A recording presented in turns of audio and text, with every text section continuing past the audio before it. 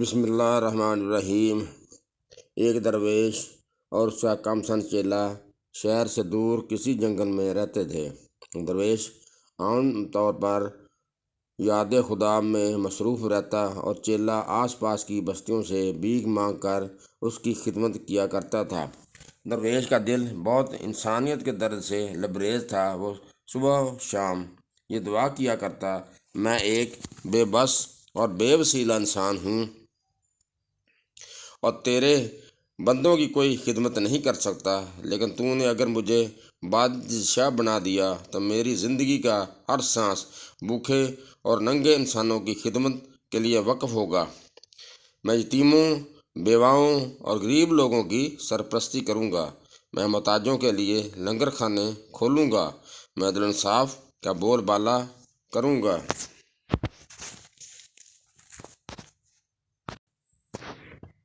رشوت خور اور بددیانت اہلکاروں کو عبرتناک سزائیں دوں گا۔ مظلوم مجھے اپنی ڈال سمجھیں گے اور ظالم میرے نام سے کانپیں گے۔ میں نیکی اور بھلائی کو پروان چڑھاؤں گا۔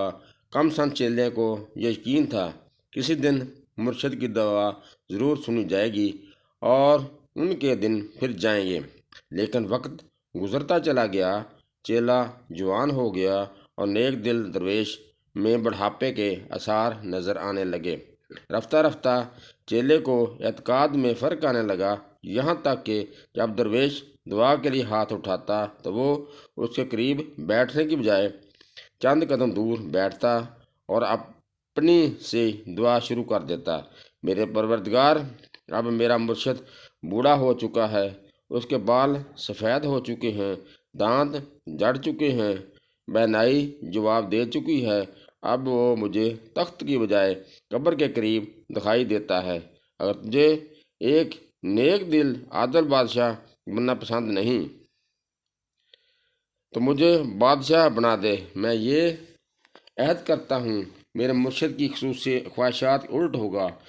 میں صدقے دل سے عہد کرتا ہوں کہ نادان کو زیادہ نادار اور بے بسوں کو زیادہ بے بس اور مظلوموں کو زیادہ مظلوم بنانے کی بھرپور کوشش کروں گا۔ میں چوروں اور ڈاکوؤں کی سرپرستی کروں گا۔ میں شرفا کو زیادہ ذلیل کروں گا اور ذلیل کو عزت کی کرسیوں پر بٹھاؤں گا۔ میں راشی اور بددیانت اہلکاروں کی سرپرستی کروں گا۔ ابتدا میں یہ ہوشیار چیلا چھپ چھپ کر دعائیں کرتا، لیکن آہستہ آہستہ اس کا حوصلہ بڑھتا گیا۔ کچھ مدت بعد اس کی حالت یہ تھی، جب مرشد دعا کے ہاتھ اٹھاتا تو وہ بھی اس کے قریب ہی بیٹھ کر بلند آواز سے اپنی آواز دہرانا شروع کر دیتا۔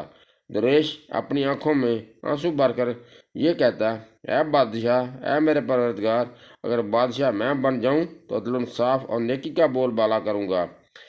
چیلا کہہ کر لگا کر کہتا، اگر میں بادشاہ بن جاؤں تو ظلم اور بدکاری کا جھنڈا بلند کروں گا۔ درویش کہتا، میرے خزانے سے معذور اور نادار لوگوں کو وظائف ملیں گے۔ چیلا کہتا، میں ان پر سخت جرمانے عائد کروں گا۔ درویش ڈانٹ ڈپٹ کرتا اور بسا اوقات ڈنڈا اٹھا کر پیٹنا شروع کر دیتا، لیکن چیلا اپنی روایتی نیاز مندی کے باوجود اپنے موقف پر ڈٹا رہا۔ پھر وہی ہوا جو پرانے وقتوں میں ہوا کرتا تھا، یعنی ملک کا بادشاہ چل بسا اور تخت کے کئی دعوے دار تلوار اٹھا کر میدان میں آ گئے۔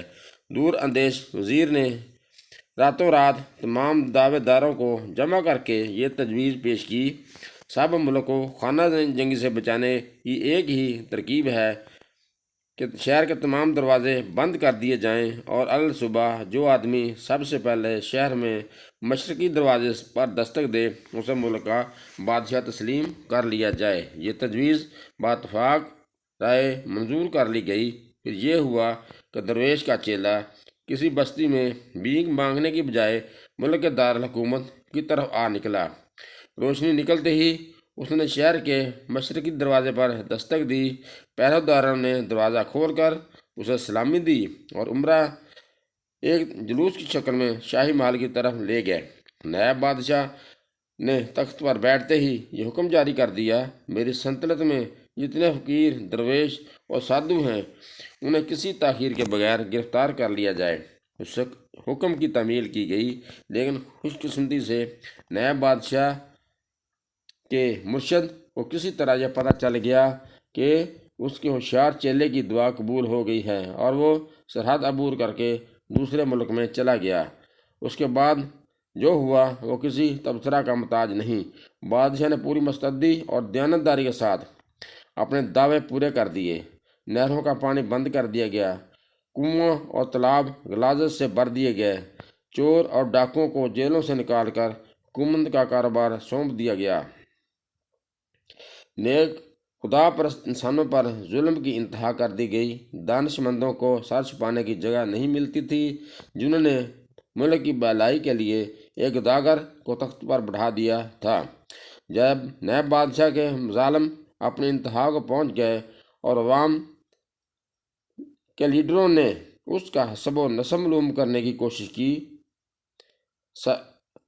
سابق وزیر کی قیادت میں ایک وفد بہت تلاش کے بعد بادشاہ کے مرشد کی خدمت میں پیش ہوا اور اس سے دعا کی کہ خدا کے لیے ہمیں اس بلا سے نجات دلائیے۔ عمر رسیدہ بزرگ اپنے چیلے کے سامنے سے گھبراتا تھا، لیکن ارکان وفد کی فریاد پر یہ خطرہ مول لینا پڑ گیا۔ جب وہ دربار میں حاضر ہوا تو بادشاہ کو اپنے پیر و مرشد کی طرف دیکھتے ہی اپنا ماضی یاد آ گیا اور اس نے کہا، پیر و مرشد فرمائیے، میں آپ کی کیا خدمت کر سکتا ہوں؟ درویش نے جواب دیا، میں اپنے لیے کچھ نہیں مانگتا، میں تمہاری عوام کے لیے رحم کی اپیل کرنے آیا ہوں۔ تم اقتدار کے نشے میں وہ زمانہ بھول گئے ہو جب بھیک مانگا کرتے تھے۔ خدا سے ڈرو، یہ سب فانی ہیں۔ اگر ہو سکے تو موت سے پہلے کوئی نیک کام کر لو۔ بادشاہ نے تلخ ہو کر جواب دیا، دیکھیے قبلہ، آپ میری قوت برداشت کا امتحان لینے کی کوشش نہ کریں۔ یہ آپ کی خوش قسمتی ہے کہ آپ میرے مرشد ہیں اور میں آپ پر ہاتھ ڈالتے ہوئے گھبراہٹ محسوس کرتا ہوں۔ آپ مجھے جی پر کر گالیاں دے سکتے ہیں، لیکن خدا کے لیے ان لوگوں کے ساتھ کسی قسم کا مشورہ نہ دیں۔ آپ کو یاد ہے ہم دونوں ایک ہی وقت میں دعا مانگا کرتے تھے، پھر کیا وجہ ہے آپ کی دعا قبول نہ ہوئی؟ قدرت نے مجھے بادشاہ بنا دیا۔ اگر ان لوگوں کے اعمال ٹھیک ہوتے اور قدرت کو ان کی بھلائی مقصود ہوتی تو آپ ان کے بادشاہ ہوتے، یہ لیکن بدبخت تھے، انہیں اچھے برے کی تمیز نہ تھی۔ قدرت نے ان کی بدعمالیوں کی سزا دینے کے لیے مجھے چن لیا۔ اب میں مرتے دم تک اپنا پروگرام پورا کرتا رہوں گا۔ اگر قدرت کو ان کی گریہ زاری پر رحم آ جائے اور میری زندگی کے دن پورے ہو جائیں تو اور بات ہے، ورنہ میری طرف سے کوئی کوتاہی نہیں ہوگی۔ نیک دل مرشد نے جواب دیا، برخوردار، تم بالکل ٹھیک کہتے ہو۔ اگر یہ لوگ قدرت کی طرف سے کسی انعام یا بہتر سلوک کے مستحق ہوتے تو میری عمر بھر کی دعائیں رائے گاہ نہ جاتیں۔ یہ لوگ جنہوں نے میری بجائے تمہارے سر پر تاج رکھ دیا ہے، اس قابل نہیں کہ ان پر رحم کیا جائے۔ تم شوق سے اپنا کام جاری رکھو۔ یہ صدیوں پرانی کہانی ہے، لیکن آج بالکل فٹ آتی ہے۔ اگر ہم اپنے اعمال کو دیکھیں، اپنے ملک کو دیکھیں، ہم ہمیشہ کہتے ہیں ہمیں اچھا حکمران نہیں ملا، لیکن خود کو نہیں بدلتی۔ جو قوم جیسی ہوگی ان پر ویسے ہی حکمران مسلط کر دیتا ہے۔ جب تک ہم خود کو نہیں بدلتے ہمیں اچھا حکمران نہیں ملے گا۔ ہمارے جیسے اعمال ہیں، اللہ پاک نے ہم پر ویسے ہی حکمران مقرر کر دیے ہیں۔ اللہ سے دعا ہے کہ اللہ ہمیں اچھے اعمال کرنے کی توفیق عطا فرمائے، آمین۔